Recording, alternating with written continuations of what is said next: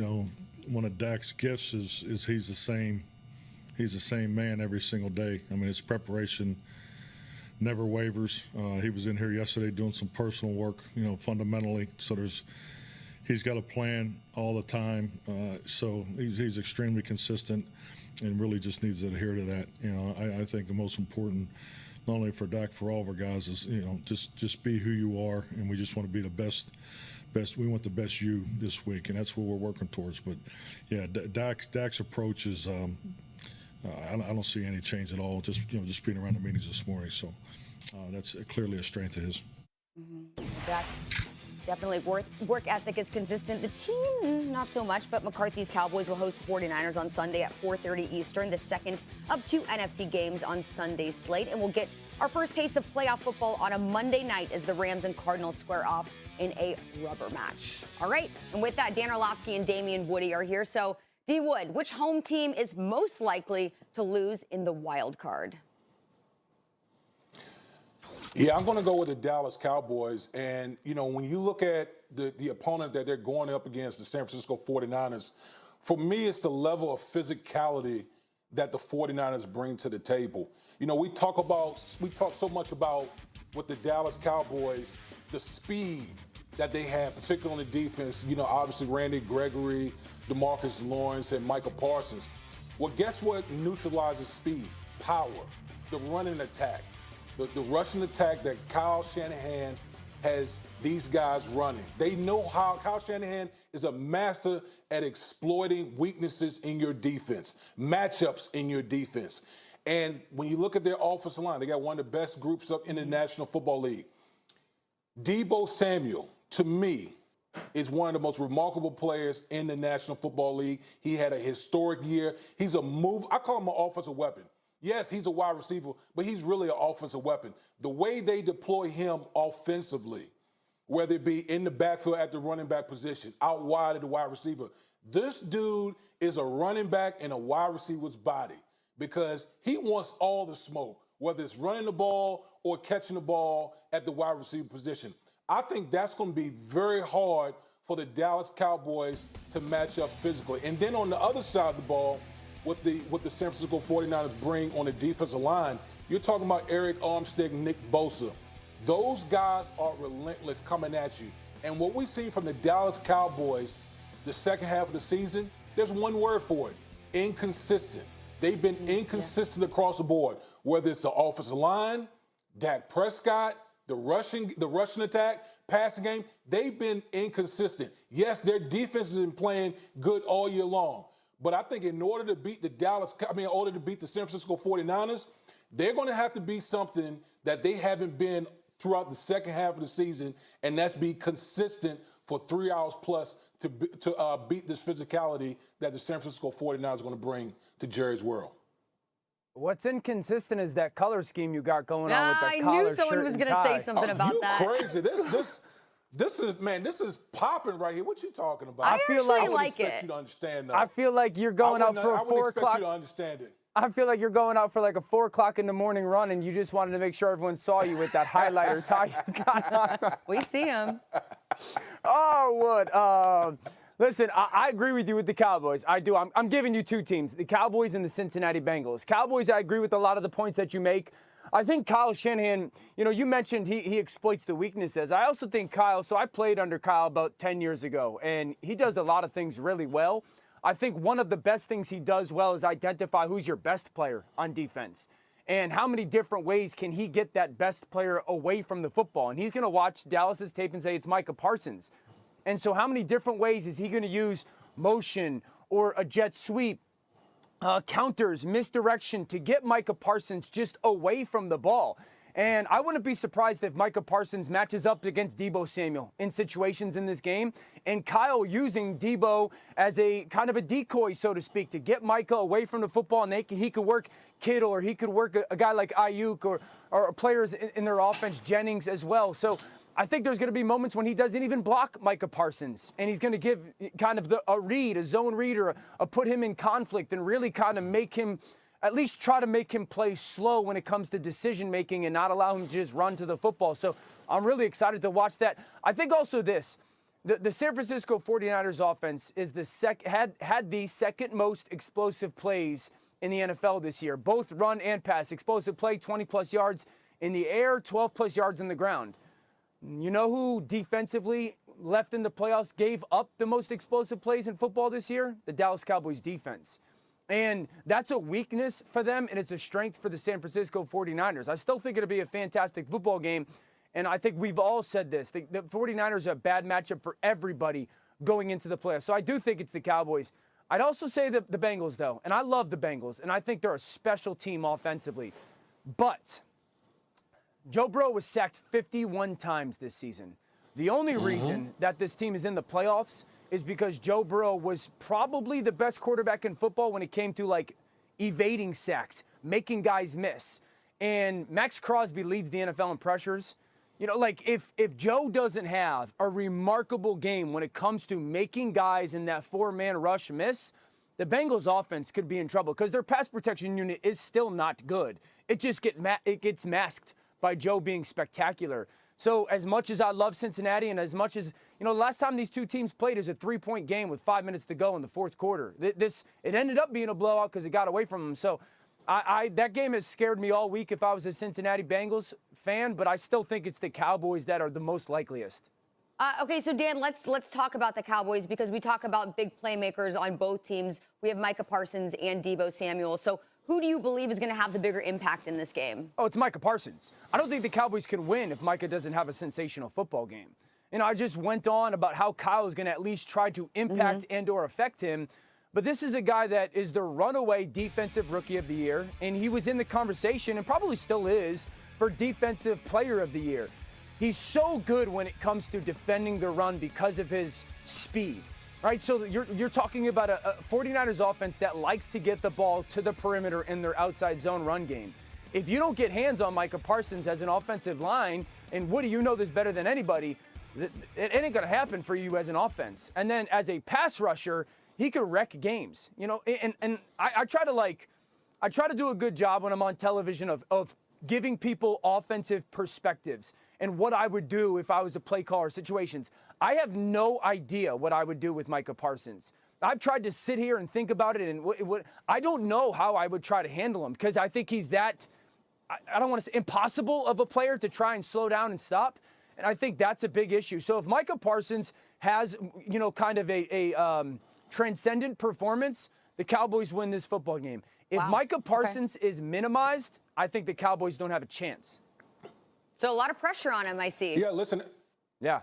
Yeah, well, listen, I agree with a lot of points you said, but I'm going to take the other side. I'm going to say Deebo Samuel, because as great as Michael Parsons has been this year, and he's been phenomenal, Deebo Samuel has had a historic NFL season this year. He's the only receiver in history that's had over 1,300 receiving yards and over 300 rushing yards in a season. I mean, that's just phenomenal. This is a guy he's a movable piece. Just like I talked about a little while ago.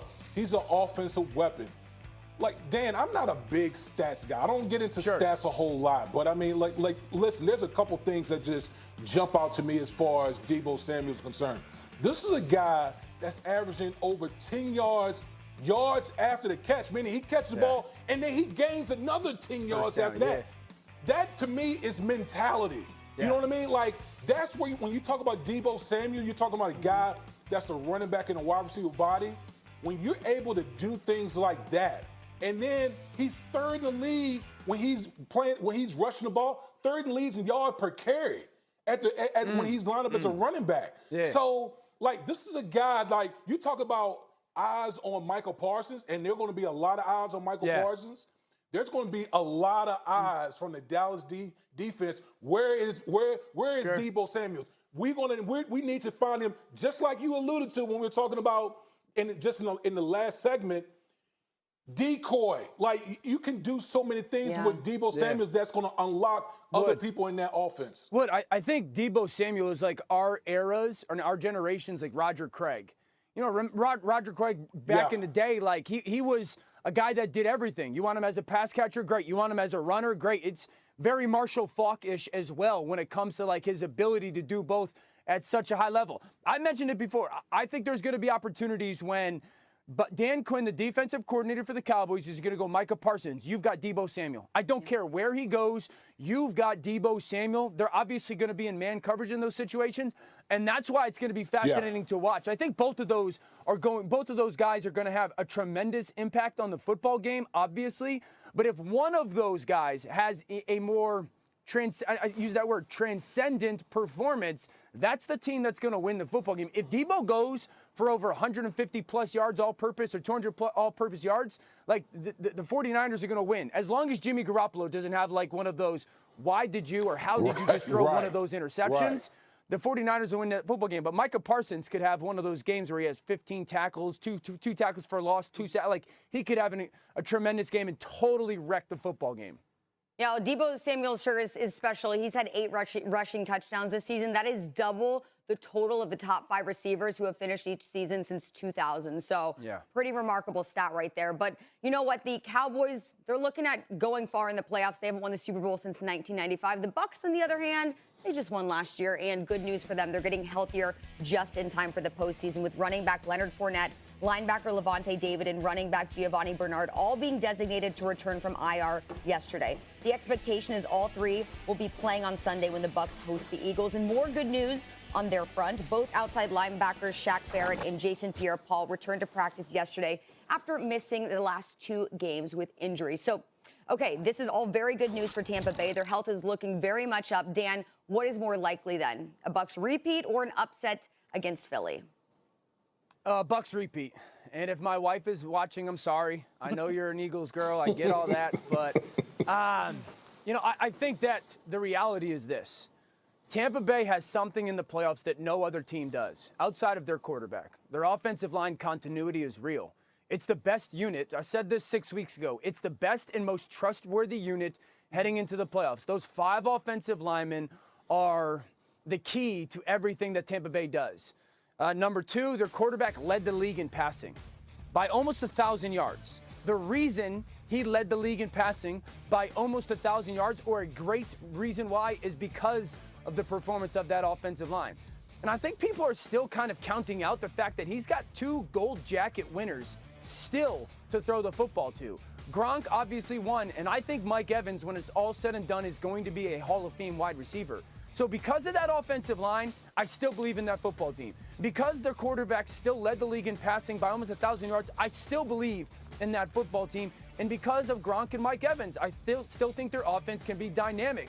I love the Eagles. I think that there is a formula, a very unique one, to go and knock off Tampa Bay. They got to go for over 250 yards rushing.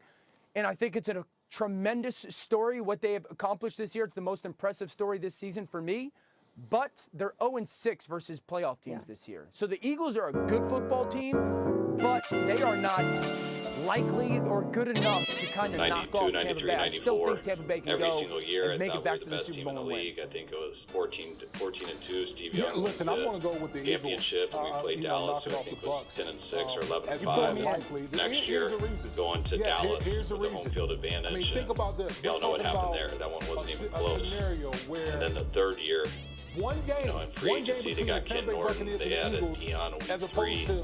And then to have that game at home where as a wild card Eric team, Davis started you're winning it off, 3 times to get to the Super Bowl and then win the Super Bowl. So that's, 4 games that you have to win. And here's what I'm going to say about the Philadelphia Eagles. Yes, they hadn't beaten, a winning team. I get all of that. But Dan, you know, and I know this as well, this Eagles team has evolved throughout the season. Their rushing attack is real with Jalen Hurts. And the one thing that we saw from the Tampa Bay Buccaneers, especially down the stretch, this is not the same rush defense that everyone has been accustomed to seeing from the Tampa Bay Buccaneers. They were giving up quite a few rushing yards to opposing teams. And we know, especially on the edges, that's where the Philadelphia Eagles, in my opinion, will live in this game. If the weather is going to be what they're talking about, which is rain, thunderstorm, that plays right into, a team like Philadelphia that wants to run the football in adverse conditions. They're not going to be banging their head up against, running up the middle with Ndamukong Suh and Vita Vea. They're going to try to get on the edge with the RPO rushing attack, and obviously with Jalen Hurts, who averaged, more yards per carry than any other quarterback in the National Football League. So I think that the Philadelphia Eagles defensively, they're going to play a type of game where they're not going to let people get behind them. They'd rather have Tom Brady earn it the hard way. And we know the Philadelphia Eagles up front, as much as we talk about the Tampa Bay Buccaneers, their offensive line, which is very good, the Eagles have a very good front as well. So I think this is going to be a matchup in the trenches, rush and attack. We know Tampa doesn't run the ball. Tampa, are you taking Philly? Are you taking Philly in the game? Are you saying it? No, I'm not taking Philly. I'm not. You're saying that Philly's more likely to have an upset. The question was, is there a better? What's the better chance? Philly in the upset or Tampa repeating in the Super Bowl? And in this scenario, I'm going to go with Philly in the upset. All right. So, like I said, I think there's a very unique formula for the Eagles to pull this off. We kind of talked about this on NFL Live in regards to Tampa Bay's run defense. When I was in Houston, our coach Gary Kubiak, we would always have to go play against the Indianapolis Colts. And he had this philosophy that when the Colts did not have Robert Mathis and Dwight Freeney on the field, we were going to throw the football every play. We were going to run no-huddle offense, and we were not going to substitute, and we were going to throw every play because that's what we felt was our best opportunity to go throw the football and score points. And I think that it could be a very similar philosophy for the Eagles when Vita Vea is not on the field. If Vita Vea is not on the field, the Eagles should run the ball every snap. And they should play no-huddle football almost like a college team does, get to the line of scrimmage with crazy tempo, and they should not sub. If there's a lot of opportunity to do that, I think they can run the football on them with some success. I still go back to this, Wood, and I love a lot of the parts of the Philadelphia Eagles defense. I don't think that they have somebody that you can feel confident enough to slow down Rob Gronkowski. I think Darius Slay can hold his own against Mike Evans. I do, but I don't believe they have anybody that can slow down Rob Gronkowski in the middle of the field. So while the Eagles offense can have the opportunity to run the ball, I don't believe that their defense is going to be good enough over the course of 4 quarters to slow down a Hall of Famer and Rob Gronkowski. So, I love it. I love the Eagles story. I love that they got in. It's been an impressive season. But I can't sit here and think that Nick Sirianni and Jalen Hurts are going to go beat Tom Brady. I can't sit here and kind of go on television and vouch that that's going to happen. I just believe it's so unlikely. Hey, listen, we're talking about the playoffs here. We're talking about the playoffs. We've seen crazy things happen in the postseason. Again, I'm going to say it again. Let me ask you this. Let me ask you this. If this week is any indication of what it was like last weekend, we're in for a treat. If the Eagles beat the Buccaneers, would you not say it's one of the biggest upsets in the last 20 years in the NFL? Certainly of Tom Brady's career. I would view that as one of the biggest upsets, certainly since I've been paying attention or been a part of the NFL. This would be an enormous upset. Yeah, I mean, absolutely. Considering what we thought that what the Philadelphia Eagles were going to be coming into the season and going up against Tom Brady, down in Tampa, absolutely. But I'm just saying, it's the postseason. Anything can happen in the postseason. Yeah, it would be definitely even more of a surprise if the Tampa Bay Bucks were fully healthy, which they're not, but still, yeah, definitely would be a surprise. But, Dan, like you said, the Eagles are 0-6 against playoff teams coming into this matchup, so statistics definitely on the side of the reigning Super Bowl champions. Okay, guys, we have still a lot more NFL coming up, so let's go to a quick break because coming up, Kyler Murray and Matthew Stafford are both under pressure to secure their first playoff win Monday, but which quarterback are Dan and Damian concerned about more? Plus, are the Nets willing to pay a fine to convert Kyrie from part-time to full-time? Jay Williams going off on this one. Stay with ABC. It's the Cardinals and Rams. Matthew Stafford is in search of his first playoff win in his 13-year NFL career, and Kyler Murray in search of the same. Arizona head coach Cliff Kingsbury has high expectations for his quarterback at SoFi Stadium. I think this is what he's been waiting for 3 years. He's a guy who wants to be playing for something and knows he's playing for something, and this is his first shot at the playoffs, and I expect him to play probably the best game of his career, and I know he's going to give it everything he's got. Singing Kyler's praises, Damian, should the Rams be worried about the Cardinals? Absolutely. Absolutely, they should be worried about the Cardinals because this is the 3rd time that they're playing as divisional opponents. They split the season series. Okay, the Cardinals are 8-1 on the road. Yes. I mean, listen, for anyone to sit here and say, even with DeAndre Hopkins not available for this game, to say that they shouldn't, they shouldn't have to worry about the Arizona Cardinals, that's foolish, because these teams know each other too well. We see what Matthew Stafford and company is doing over there with the Los Angeles Rams, with the amount of turnovers that he's been, throwing to the opposing team, how they had this meltdown last week against the San Francisco 49ers at home. So they're not a sure thing. We're not going to sit here and call the Los Angeles Rams some type of juggernaut or something that can't be beat against a divisional opponent in the Arizona Cardinals, like I said, that split the season series. They got Kyler Murray. And listen, we know that the production, particularly in the red zone, has been a little bit of an issue for Arizona Cardinals down the stretch. But Kyler Murray is still a dual-threat quarterback, a playmaker that defense is going to have to contend with, whether it's inside or outside the pocket. So absolutely they're going to have to worry about the Arizona Cardinals and Kyler Murray in this game. I love how you say, like, they had this meltdown versus the San Francisco 49ers, but then 20 minutes ago, you picked the Cowboys as a team likeliest to lose to the San Francisco 49ers. Like, they're make up. You think the 49ers are a really good team or a bum team? Which one do you like? I wasn't talking down on the 49ers. But stop deflecting from your boy Matthew Stafford and the Rams. That's what you're doing. We'll get into that. Listen, I think you respect the Cardinals. You're not worried about the Cardinals if you're the Los Angeles Rams. You respect them. To Woody's point, this is your division, but you're the better football team. Like, I'll ask you, Wood, and let me get through all these lists of names till you answer. So, listen, yes, first of all, the Cardinals offensively are a drastically different team without DeAndre Hopkins. This goes back to the moment when he got injured, and I felt many people were disrespecting how phenomenal of a player he is. So what do the Cardinals do about a guy named Aaron Donald? Like, the last time he played, the dude dominated the football game. So what do they do about him? What do they do about Jalen Ramsey, who the last time they played did not play? What do they do about Cooper Kupp? What do they do about Von Miller? I mean, there's so many guys that the Cardinals have to figure out what they are going to do with against the Rams.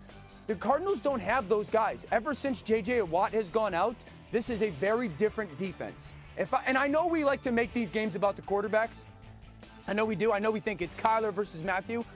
For me, this game is very much so a Sony Michel, Cam Akers game.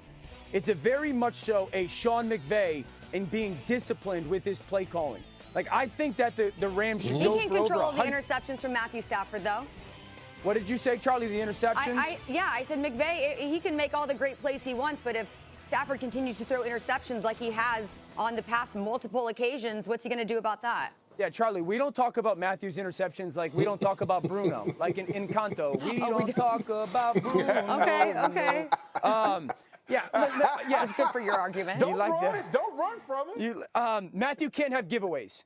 I am a person who believes that not all turnovers are equal. Like, they aren't. Sometimes turnovers, I have always said this, don't talk to me about turnovers, talk to me about what your team does with turnovers. If Matthew throws 2 interceptions and their defense makes stops and the Cardinals get 0 points out of it, it's not going to be tremendously impactful on the football game. So he can't have giveaways, kind of reckless plays. Obviously, the pick six, those cannot happen. So I believe that they won't, though. Like, that's my issue, or kind of my sticking point is I believe that they are not going to have giveaways that are kind of negatively impacting their football game. I don't think that you have to be worried about the Cardinals. You're the better football team. If you play your game and you play it well, and the Cardinals play their game and they play it well, the Rams win this football game because they are the better talented team, or more talented team, and they are the better coached football team. You have anywhere to go with that? Listen, I think I just point to, you're talking about divisional opponents that know each other well.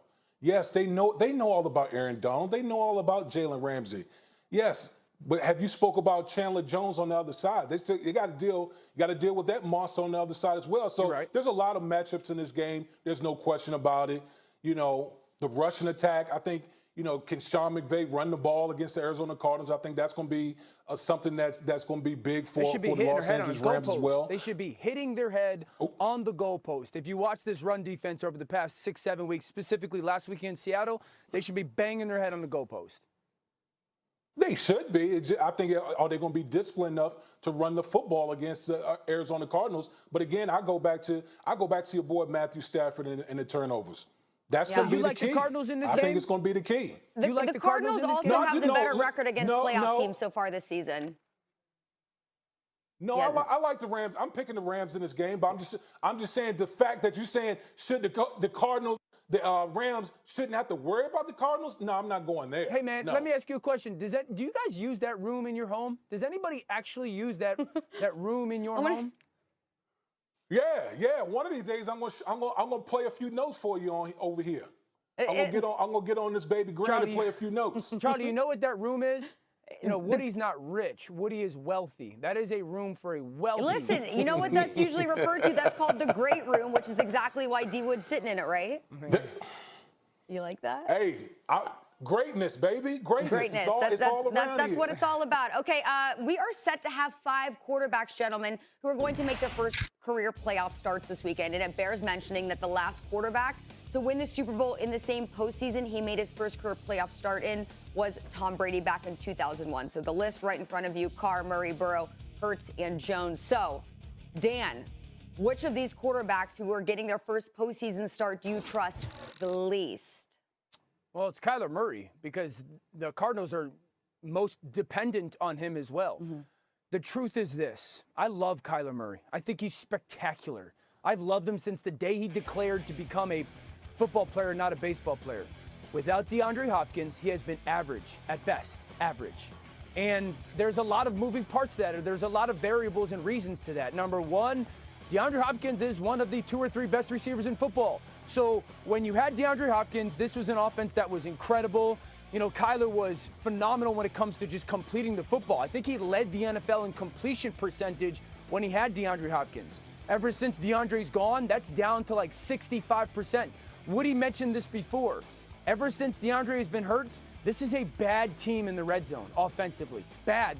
They're like, I think he's completing somewhere around 35% of his passes in the red zone without DeAndre Hopkins. And this is a team that is very much, this is not a team that, you know, has multiple pieces or schematically can be reliant on something else outside of their quarterback.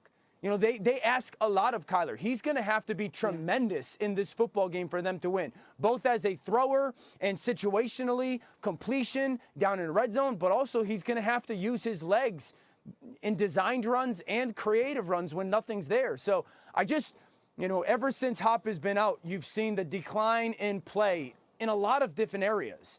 And I think that's the reality is this: DeAndre Hopkins, this offense was built around him and Kyler Murray. When you lose one of those pieces, 50% of the kind of the juice or the fear of this offense has been taken away. And I just don't trust that they are good enough offensively when it comes to the reliancy that they have on Kyler Murray to kind of go make that happen. So that's why I say Kyler. Yeah, I'm going to go with Mac Jones. Because I think, you know, Mac Jones, we talk about the different ways that Kyler Murray can beat you. You know, obviously, you know, with his arm and with his legs. Obviously, we know what DeAndre Hopkins means to that offense and how it's hampered Kyler Murray. But on the same token, when you look at Mac Jones, that running game and that offensive line is so huge for Mac Jones and how the game is dictated as far as the New England Patriots are concerned. And so for me, the question I always had with Mac Jones is, can you get into a duel? Can you go toe-to-toe with another elite quarterback? And I just go back to the Bills game, you know, a couple weeks ago, you know, with Josh Allen on the field. We saw Josh Allen basically put his team on his shoulder and win that game up at Foxborough. Mac Jones couldn't do that. It was clear as day who was the better quarterback on that field, and it was Josh Allen. So when we get to the postseason here in the postseason, you're facing the best, the cream of the crop, the creme de la creme in the postseason. Without New England's rushing attack, if Buffalo's able to corral New England's rushing attack, do you think Mac Jones can go head-to-head with Josh Allen? Fair. It's going to be cold out there, Damian. It's going to be cold. The weather's definitely going to play a factor as well. You know that.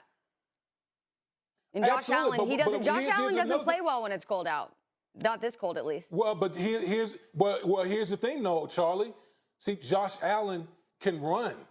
He can run with the football. That's what makes Josh Allen so special, is not only is he can play within the pocket, but the plays outside the pocket, the design runs. You know, to me, Brian Daboll, if he doesn't have the design runs dialed up, then that's just criminal. Because you got to take care, you got to respect all aspect of Josh Allen's game, and I expect them to do that. So that's why I go with Mac Jones in this situation, because I think as far as everything he brings to the table, he's a little bit more limited and relies upon that New England Patriots rushing attack. Mm-hmm. But one other thing he can rely on is his coach, which we all keep talking about. You can never really count against Bill Belichick. So that'll be a fun game to watch. And definitely I'm feeling for everyone on the field because it is going to be so cold. I just get chilly thinking about it. Damian, keep being great. Oh, it's going to be a spring day up in there. What's that? It's going to be a spring day up in there. That's how we rolling. Okay, if you say so. Well, look, you look like you're staying warm inside your house. So we will see you later. Have a wonderful rest of your day. And thank you so much. Okay, let's keep it rolling here on First Take. Still ahead, Russell Westbrook sounds off after the Lakers lose their second straight game to the Kings. Find out what he said about his own performance. Plus, according to Mr. Jerry Jones, it's Super Bowl or bust for the Cowboys. But do our guys think they're the team under them up with Westbrook? He's been 0-15 over his last 6 games from the three-point line. And think about this, Charlie. There's an average of 8.3 feet of space that defenders are keeping away from him when he's on the three-point line. What does that mean? They're stacking the paint, waiting for him to either drive or waiting for LeBron James to drive. This is a major problem for the Lakers. So I need to mix up those shots. Okay, Monica, your turn. RJ Barrett going off for the Knicks, snapping Dallas' 6-game win streak last night. How important is Barrett to the Knicks' success? Hugely important, Charlie. And I just want to say I really liked those shades that Russ had on in the presser. But RJ Barrett has had 3 30-point games in the last 5 games for this New York Knicks squad. Folks don't know, but before he got hit with COVID protocol, he was starting to find his rhythm. He was shooting the ball better from the outside. But what is key to RJ's game is that he's aggressive and attacks the paint. He has a great knack for finishing through contact, and then that opens up everything else for him. Yeah, and Monica, he actually is the youngest player in Knicks history with consecutive 30-point games, so that's pretty cool. Okay, next one, Jason Tatum and Jaylen Brown combining for 67 points in a win over the Pacers. So, Jay, is this a sign of optimism for the Celtics? Anybody out there saying, hey, we should break these two up, like, what are you talking about? You have 2 wing prolific scorers. Now, the question is, will Jaylen Brown be able to acquiesce to a degree to Jason Tatum, or should he? But I'd rather have 2 dynamic wing scorers and find pieces that can fit around these two than actually ask the question about whether we should split them up. So, yes, there is optimism between 2 of the youngest, best potential scorers in the league. And lots of optimism coming last night from our own Kendrick Perkins. I saw him on Twitter. He was very happy to see this performance last night. I'm with you, Perk. Okay, coming up on First Take is an all-in Kyrie Irving worth paying a fine for. Find out what our debaters think the Nets should do to fill it up this postseason. And it's Kyler Murray versus Matthew Stafford. Who would you rather have as your quarterback? Marcus Spears joining the debate, but first, let's get to the NBA. The Big Three back in action for Brooklyn last night for just the second time this season. This time it was in Chicago versus the Bulls, and it was a blowout, 138-112. Right now, the team prefers road games because it's the only time when Kyrie Irving can play due to New York City's vaccine mandate. However, there is another option on the table, and our Adrian Wojnarowski says there's now, quote, real optimism within the organization that Kyrie can become a full-time player. Months evolve between now, get through the All-Star break, into the stretch run of the season and then toward the playoffs, that enough in the world could change that Kyrie Irving could become a full-time player. Again, I think that's real optimism within that organization. Now, very simply, if he got vaccinated, it changes it immediately. But short of that, there's other avenues, including if at some point the Nets are willing to essentially pay a nightly fine, that's ultimately kind of nominal, to have him in the lineup, which would essentially violate the New York City mandate about unvaccinated players performing. The Nets aren't willing to go there now. They have an owner in Joe Tsai who's been very vocal about the need for people to get vaccinated, and the idea, I think, right now of having an unvaccinated player and having the organization essentially paying a fine every night, there's not a stomach for it now. Okay, Jay Williams and Monica McNutt back with us. And Jay, we talked about the fines at the beginning of the show. I mean, Adrian Wojnarowski calling them nominal. I mean, really, they are nominal. First offense is a warning. Second, $1,000 fine. Third, $2,000 fine. Fourth offense, $5,000, and really that goes to infinity. So $5,000 would be the max there. So, Jay, would the Nets paying fines for Kyrie be a bad look, or you think it's cool? I mean, I'm not going to say it's cool, but like what I am going to say is that one of the things Woj said, Monica, towards the back end of that is that the Nets may not have a stomach for it now. Operative word, now. Yeah. Where are we now? We are in January. We have not even hit an all-star break yet. But if we get past that point and nothing still has changed, it might be something they could consider. I think they should consider it. And here's what I'm really going to say to a lot of people out there, because I see things all over social media. Well, you're breaking the rules. You're breaking the laws that are in place. Okay, well, there's a fine system that's set up. So I asked, like, people say, well, New York's all about health and safety protocol. All right, so you get a slap on the wrist for your first time violating that? That's really trying to do everything for the health and safety of people around? Or you get a $1,000 fine for the second time, Monica? That's really trying to help people with the health and safety. This is about money too, right? And it's something that's put in place to help businesses that all fight for it. Let's not try to act like, hey, we're really trying to, if they really want to stop it, you know what? We're going to ask you to get out of business, but they're never going to do that because the billions of dollars that the Nets organization and other Fortune 500, 100 companies bring to the city of New York. So it is feasible to think that way. And the last point, Monica, I have is I still find it outrageous that unvaccinated players, if you're asking about those fines, unvaccinated players can come to Brooklyn and play in their arena. And you're not as worried about the health and safety protocol of players and fans, but you are with the players that just live here. And I think that's BS. Well, Jay, we know cash rules everything around us, so there's that. I don't necessarily think that visiting players being able to play is BS because the idea behind this is that residents, people that do their daily existence in the city of New York would comply with the vaccination status. Here's where I am. I'm almost indifferent. If Joe Tsai decided this is where I hold the line, I'm not willing to pay an additional fee for my player that doesn't want to be vaccinated, I would understand that. However, if he decided, to your point, we have gotten to the playoffs and whatever the playoff number is, I am going to pay that because of the ability of this group to reach out and touch, literally, a championship in the NBA. I understand that as well. I think as we proceed through this thing, again, the area I do have to give Kyrie his credit is he has never attempted to mislead us. And if he proceeds with whatever the deemed protocol will be for an unvaccinated player, then I'm not sure that we have much to say. And the reality of it is, while I think this is a powerful moment in terms of the Brooklyn Nets holding the line, which I have said on this show a number of times, the reality is that our sports figures, sports organizations are not necessarily the end-all be-all when it comes to the moral conscious, or I don't know if you want to use the word moral when it comes to the vaccination, the belief in science or not in our society. And so we're going to keep watching this. I think we know how talented Kyrie is, and this team is scary with him. They're not bad at all without him. And this is just going to continue to evolve. I do think that ultimately winning will trump all, so it doesn't surprise me if it goes this way, that he will be able to play and they'll just pay the fine. But Monica, I want to go back to what you said originally about how you didn't think it was BS. So the places in which all the protocols are in place, right, in order for an unvaccinated player to come into Brooklyn and play, those will be the same protocols that you will use for Kyrie on a consistent basis. So that's where I get, so you're saying it's safe for unvaccinated players to come in and play because they're abiding by the protocols that the NBA has in place to keep players safe. But you're saying those same protocols that you could not establish at home to keep players safe wouldn't count? It's not going to give you the same safety? That's where it's confusing to hear how certain cities, especially for programs or businesses like the league who have all these protocols in place for safety, can't understand that. Well, I think the nuance, though, Jay, is like this isn't an NBA thing. This is a New York thing. You I understand, yeah.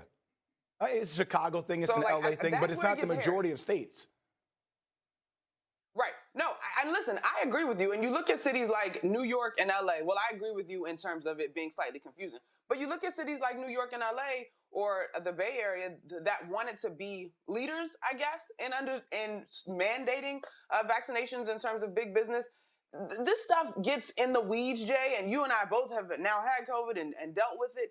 I am not and the word indifferent is probably not the best word, but I understand the layers in this conversation. I do not take issue with the mandates in New York. And if Josiah, again, decides, all right, here we are, I'm going to pay the fine, as long as Kyrie is proceeding under those protocols that we just talked about, here we are. Politics as I usual. mean, personally, we all have friends usual. and family that are not necessarily vaxxed, and we're dealing with that too. So this is just an extension of that. Yeah. Well, look, the Nets already bent once. Who's to say that they more than likely won't bend twice? Okay, so from New York to Boston, Monica, last block, Jay said he doesn't think the Celtics should break up their young duo of Jaylen Brown and Jason Tatum. So do you agree with this? So it's not that Jay just said he doesn't think that should be broken up. Jay said, I don't know what these people are talking about. And that's where you lost me a little bit, because I'm with you, Jay, in that they are both talented. However, it is glaring that this Celtics organization is stuck in the mud. And yes, a win is a win, and getting both of those guys on the same page with big-time numbers are great, but this is an Indiana Pacers squad who admittedly was trying to blow it up. So I don't want to get carried away with that victory.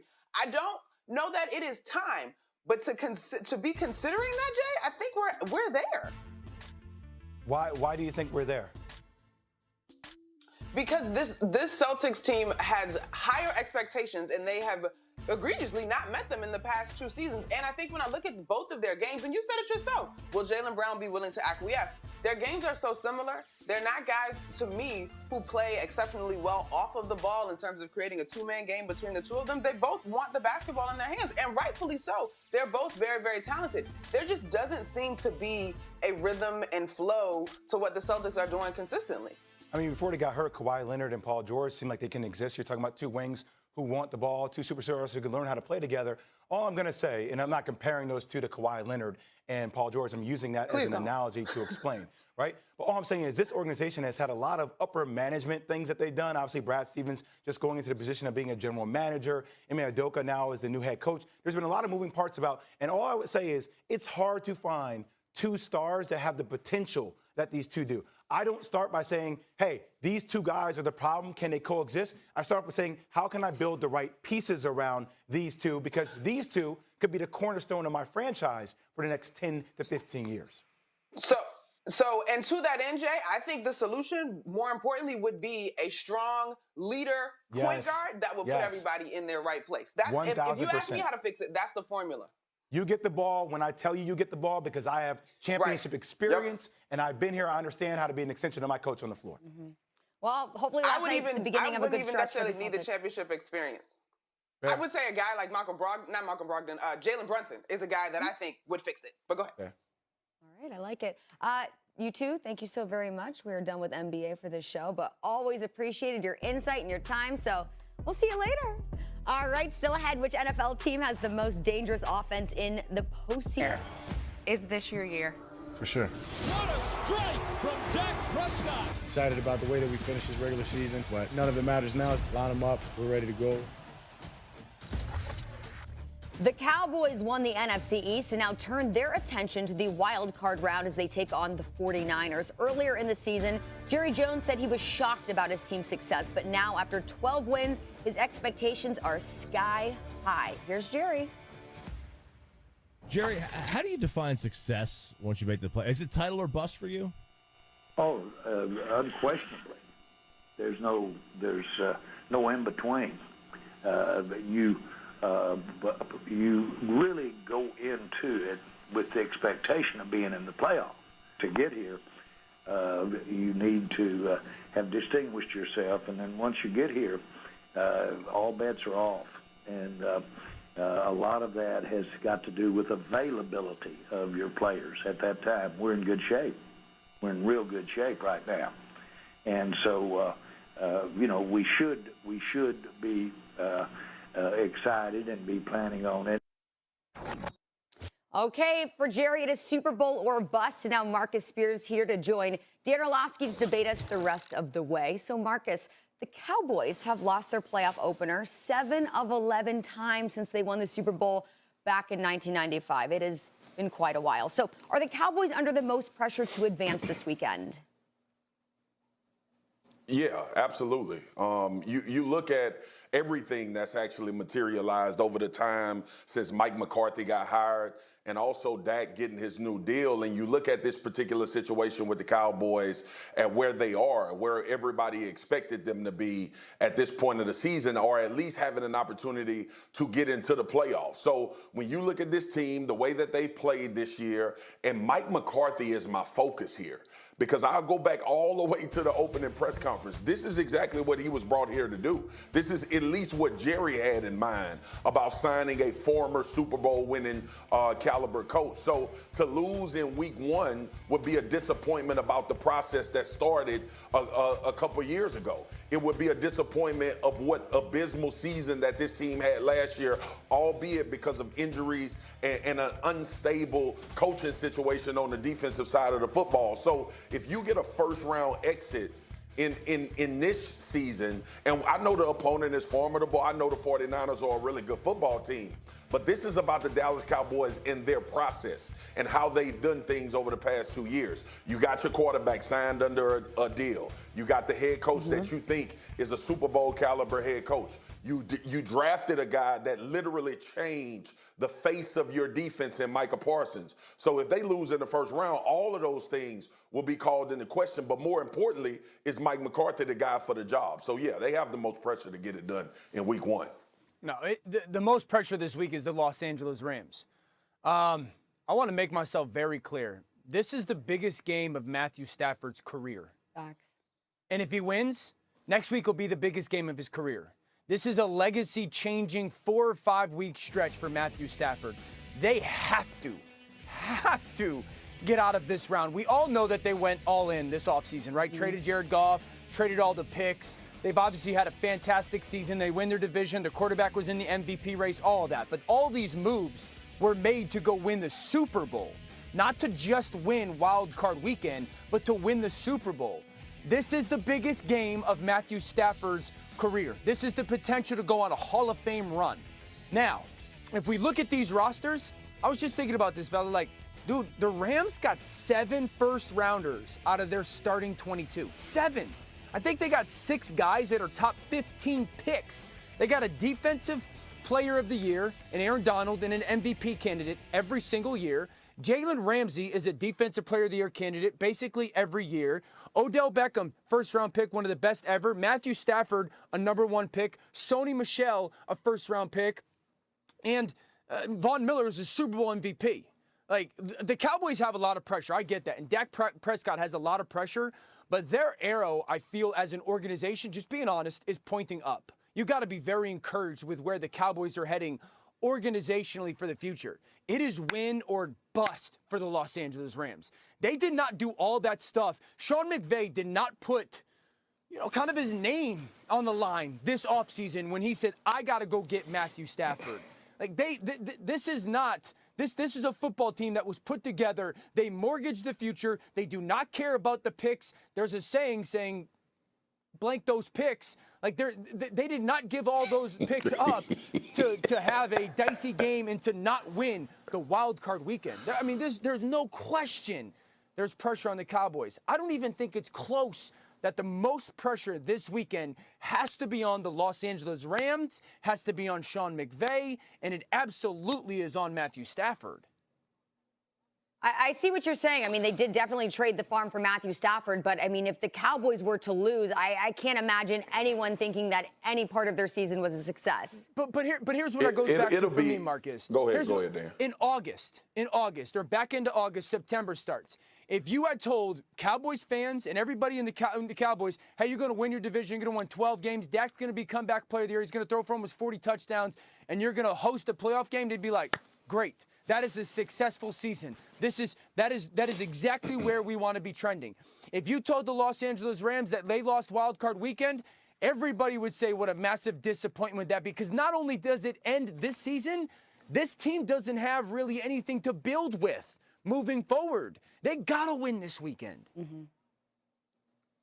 Dio, you're absolutely right about where you're coming from with the Rams, and I look at how the pressure has built over the course of a season, and you think about where they are. You know, I said this before the season started that McVay was the head coach under the most pressure in the NFL. So I understand where you're coming from, but when I look at Dallas, I really think about and what I've respected. Everybody, talk about me being in my feelings. They have the more formidable opponent. And that's why I put the pressure on them to get out of week one. They have the team that everyone thinks and everyone sees the ability to dominate in games in which how they play. So I took a little football context in there as well. The opponent mattered to me. I don't think anybody in LA think that they're going to lose to the Arizona Cardinals.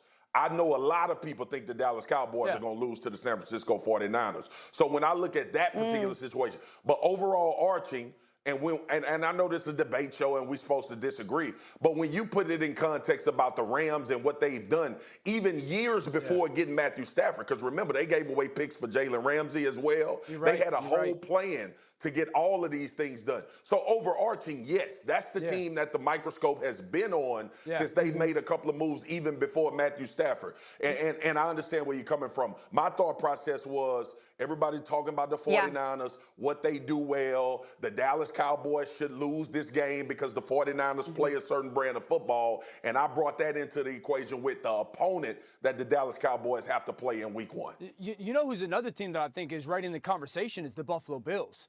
I mean, this was supposed to be their year. They had such a great year last year. New England's rebuilding. They took a first-round rookie quarterback who no one thinks can play, and they've got really an MVP caliber guy, and they won the division. I think there's a ton of pressure on Buffalo also to win this weekend and kind of start getting, I don't want to say getting, trend back towards that AFC championship caliber football team. I just, with after paying Josh and again, New England kind of being down, could you imagine Buffalo losing this game at home against the New England Patriots and everyone sitting back going, here comes 20 years of that again? I do believe that there's a ton of pressure on the Bills as well. I think that would be very unfortunate for them to lose, but I could definitely see it happening. No, I'm just saying I for one could see it happening. But yes, it would be very disappointing for the Bills organization. Marcus? Yeah. I think the pressure, though, and Dan is right on this answer, I think the pressure because of the overall construct of the Los Angeles Rams. They haven't abided by how you normally go after winning a Super Bowl, right? We talked about they done mortgaged the future. They done gave picks away. They have Hall of Fame players that they went and got in order to try to win a Super Bowl. And McVay was considered to be obviously boy wonder, play calling genius. He's already been to a Super Bowl as well with Jared Goff. So yeah, I gotta agree with Dan. I look at the Cowboys and I still think in the vein of actual pressure on the field and in the game, they have the toughest task. But overall arching, the construct and the way the Rams have operated outside of what we normally see as trying to win a Super Bowl, I 100% agree with Dan on that. Think of it like this, Charlie and Marcus. If Matthew wins this game, right, then he's got the chance, obviously, to play and get into the NFC title game. And he's very much so starts to change. He's never won a playoff game. Starts to change the narrative about himself. And then he becomes maybe into the Phillip Rivers type of conversation quarterback-wise. If he loses this game, and he's my boy, if he loses this game, you ain't running from the conversation of you're Jeff George, essentially, super talented, but never good enough, and you couldn't get your team over the hump. It's the biggest game of his career. When I started the show. One, I see in that highlight with the return of Stephen A, they got everybody else except me because I be giving them that smoke. So I understand when you taking L's all the time, you don't want to put the person on the highlight. And then the second thing is, Dan, you better run me my money because we had a bet, and I don't want to bring it back on this show. The Cowboys played a bunch of conversation. What's the bet? I haven't heard about this bet. Say it. Did you make the bet or not? Hold on, did you make the bet or not? Charlie asked you a question. Charlie asked you a question. He don't even know the bet, Charlie. Answer the question. The bet was that the Dallas Cowboys would be a more explosive offense than the 49ers, I believe, or something like that. Okay. Yes. Is that the right team, Dan? Yes. You finally got the right team, Dan. But the 49ers didn't play backups. So wait, are we talking more explosive this weekend, right? Since the bet. No, Charlie, it was the last 3 weeks of the season. I said the 49ers offense would perform better than the Cowboys. The Cowboys played against the Washington football team with backups and the Eagles with backups. Here we go. And he wants me to pay him $100. Give me the You know excuse. what? This is So this is last tough. Yeah, I year- mean, you're bound to be explosive when you're playing the worst teams in the league, right? Charlie. What, Marcus? You better know you got a 21 before you make the damn bet. You better know you got good cards before you make the bet, right? So Yeah, I guess a am bet is a going to bet. get I guess a bet punished is a for bet. playing blackjack. Am I going? So Listen, how about y'all you just want give me the money? to Just let's not get worry my about it. $100 I'll because take I the knew money, the make defenses this the fair. Cowboys was playing. You didn't know they That's were playing amazing. backups. First of all, you better run me my money. Because All right, when this Baker Mayfield what's your thing happened Venmo? last year, I sent What's you your the Do an Venmo? on-camera What's your transaction. Venmo? I don't got I can't cash tell out. the whole world. I I'm can't not tell rich the whole like you. world. I can't tell the whole world. I can't tell the whole world. Pay I'll you tell you after the show. $100, Let me man. get to the answer, Charlie. My Yes, bad. most My explosive. bad. It's the Kansas City Chiefs for me. It's the Kansas City Chiefs. And really what it boils down to is beyond Mahomes that we've seen this offense operate more from a high power level. When we talked about them struggling at the beginning of the season and all of the turnovers that was happening and occurring, this team ripped off 8 wins. And I understand that when you get to this point, there's a pressure. There's a certain amount of pressure that gets brought up into this point, and we've seen the Chiefs thrive. I've seen the Chiefs with their backs against the wall this particular season have an attitude of coming out fighting, and this offense kind of waking up and coming and looking a lot like we thought that they would look for the majority of the season. So based on that alone and what I've seen with them in these moments and understanding the gravity of these games, and look, they got the best quarterback, right? Patrick Mahomes is the best quarterback when it comes to bringing his team to a point where they look like a basketball team at certain points of the season. And I feel like when you get to the playoffs, with his experience, the things that we've seen him have the ability to do with a Tyreek, with a Travis Kelce, some other guys like Pringle emerging. They figured out a way to give Miko Hardman some explosive plays. You think about this run game that they've implemented, the patience in play to allow themselves to be explosive. I think that's going to come to fruition for the Kansas City Chiefs offensively in particular, and that's why I got them being the best offense. Can I say the Colts? No. No. Can't, She cannot. Unfortunately, Charlie, I wish. Charlie. All right, so Monica, with that win, the Nets just 1.5 games back in the East. So tell me, how scary is this version of the Nets? Charlie J, this was horrifying. This was a scary movie. Like, get the mask out. I mean, this is the realization of everything that the Nets were supposed to be last year. And I think, look, the offense is a given. James Harden, Kevin Durant, top scoring duo in the league right now. And then you throw in Kyrie Irving and all that he brings to the table. The scoring is a given. But what most impresses me, Jay, is what they're doing defensively and the way that these role guys have continued to emerge. Kessler Edwards, Cam Thomas, not that you need a ton from them, but they are in exactly the right place. They're learning day to day by playing alongside of these superstars and they're executing to a T. In that third quarter, Jay, I'm watching, and I think over the course of 4 minutes, the only open look, the only clean look that the Nets gave up to the Bulls was, I believe, a Vucevic 3 from the top of the key. Otherwise, they were swarming defensively. They had consecutive possessions where they got defensive stops that are high level with block shots or, of course, defensive rebounds, which still count. And so, to me, you talk about this team leveling up on the defensive end and putting it together. I thought that the Brooklyn Nets were special with or without Kyrie. With Kyrie, oh, my goodness. Yeah, Monica, I would say it's the best scoring trio that the league has ever seen as it relates to dynamic playmakers all on the court at the same time. But I want to move this ball down the field a little bit because I saw something last night that made me think about it, and it's been a conversation that's been, building momentum. And I go into it like this, obviously they're a different team when Kyrie's on the floor. You even heard James Harden allude to it in the presser. We didn't have the sound, but he said the sooner we can get Kyrie back for home games, the better we'll be because we'll get to build more continuity. But if you're Joe Tsai, and let's say that you get down to a point, the owner of the Brooklyn Nets, you get down to a point where this doesn't happen, where Kyrie's allowed to play home games. When you get to the playoffs, let's say the Nets have the #1 overall seed. If I'm Joe Tsai, or me personally, if I were the owner of the Brooklyn Nets, I would be willing to take the fine for letting Kyrie Irving play in those 16 games for my team to win a championship. Now, I know that Joe Tsai has been publicly known for stating that he wants everybody to be vaccinated. I understand that.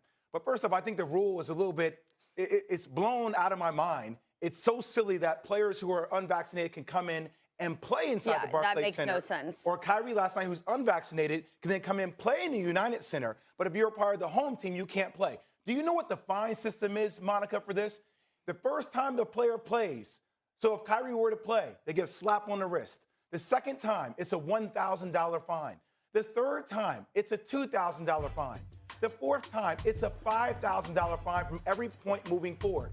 That would mean if he were to play 16 home games, if every single series were maxed to a 7-game series, Joe Tsai would have to pay $68,000 for Kyrie Irving to be back on the floor to play to win a world championship.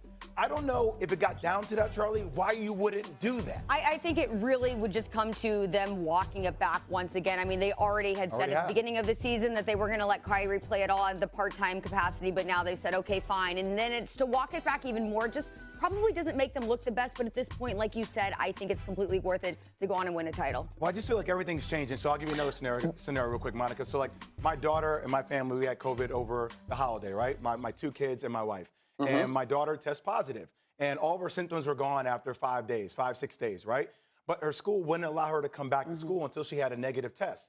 Well, now the school is sitting there saying, well, she's showing those symptoms, you know, and she's still positive to a degree, but we'll allow her back to school. So I don't know where we're going to be in 2.5 months from now. Maybe the league will let it go and we'll let players play who are unvaccinated in different cities, not the league, the cities, actually, the municipalities in these different cities, Chicago, New York, LA. Well, we have a new mayor in New York City now. Things can change. Things could definitely change. Listen, guys, in terms of winning, you paying all this money for these guys to be on your roster, 68 grand is a drop in the bucket. That totally makes sense. I also do, although I have been a proponent for the vaccination, I do find it odd that considering Joe Tsai, stance on the vaccine, that it's odd, but I kind of get it. I think it's unlikely that an owner draws their line here when you talk about a championship that is not just in the conversation, but is legitimately within the grasp of this roster as currently constructed. The whole pandemic thing, it evolves day in and day out. I will say this, Kyrie has never misled us, and if he proceeds as an unvaccinated person should, then there is very little to have qualms with. Okay, well, last night the Nets entered this game 0-8 against the top 4 teams in each conference. So last night, obviously, that changed. So we're looking now at the other side, at the Bulls. So being the fact that they were completely blown out by the Nets, which, by the way, only had Kyrie back for the second time this season, would you still say that the Bulls are legit contenders, Jay? Yes, they are contenders. The reality is that when you have Kevin Durant, Kyrie Irving, and James Harden on the floor together, they're going to be a little bit behind in that category. But look, I'm giving the Bulls all the credit in the world, right? This team that last year had 31 wins, and they're already on pace to be exponentially better than that. Last night, Alex Caruso did not play. He's still in health and safety protocol. And I know people are saying, well, Alex Caruso, right? But, that still is a defensive stopper that you can have somebody who has relentless effort. He was one of the main reasons why the Lakers actually won a championship a couple of years ago, right? So, but I still think they're a piece away, Monica. And it makes me start thinking, I'm not willing to give up Patrick Williams. He's hurt, right? But I think he's a bona fide piece for the value that we have him at as being a Bulls fan and somebody, if you're looking at Arturos, who is running the Bulls. But I do look at a guy like Kobe White and say, okay, we have a lot of guards on this team already. Could we utilize Kobe White and maybe a draft pick for the likes of a Jeremy Grant? Now, I'm not saying that's going to get us over the hump, and obviously there's some cap issues that you talk about with salaries, but still, having a tall, athletic wing defender that can go to the likes of against a Kevin Durant, Alonzo Ball that can go against the likes of a Kyrie Irving or James Harden, and then Alex Caruso that can guard the same as well. I think that will put the Bulls closer towards their goal of winning a championship and coming out of the East. I still don't know if it's enough to get them over the hump, but I don't know if there's anything the Bulls can do that can get them over the hump if those three are on the floor playing at a high level together. Yeah, I mean, the hump is that monster trio. And when you look at the Eastern Conference standing, for me, it's still the Nets and the Bucks and kind of everybody else. And so the Bulls fall into that category. I got to say, though, Jay, I love the idea of Jeremy Grant, especially considering his familial ties to the Chicago Bulls organization. I don't know if that's actually viable. I know Detroit is very excited about what his upside is. I will say this. We knew that even early in the season, when we got excited about the Chicago Bulls, that depth was going to be an issue. A piece certainly would help. But I think this group has to be able to get more consistent scoring out of guys not named DeMar DeRozan and Zach LaVine in particular, right? Like yesterday, over the course of that run, they did a good job of attacking the paint. I think they got some decent looks. The nature of the NBA game is that you're likely going to be contested on a shot, but there were no second chance opportunities. And perhaps Patrick Williams would help to assuage some of that. But I think they have enough, but there is such a small margin of error. Should DeRozan have an off night, LaVine have an off night, maybe Lonzo Ball's a little bit off. There's just such a small room for error for this group. I don't think that they're going to outcontend the top two teams in the East, in my mind, in the Bucks and the Nets. The only reason I say Jeremy Grant, having that tall wing defender, somebody you can use for Giannis, somebody you can use for Kevin Durant, I think that's a viable piece that can help this team. But they're definitely on their way. They're on their way, and actually Kevin Durant paid Chicago a really great compliment last night. He said for us to be able to go into Chicago and win in the fashion we did speaks huge because Chicago seems to be really rallying around this team. So he said Bulls basketball is back. So coming from KD, that definitely means a lot. Okay, so you two, see you in just a bit. We are getting to football right now because on Sunday, the Cowboys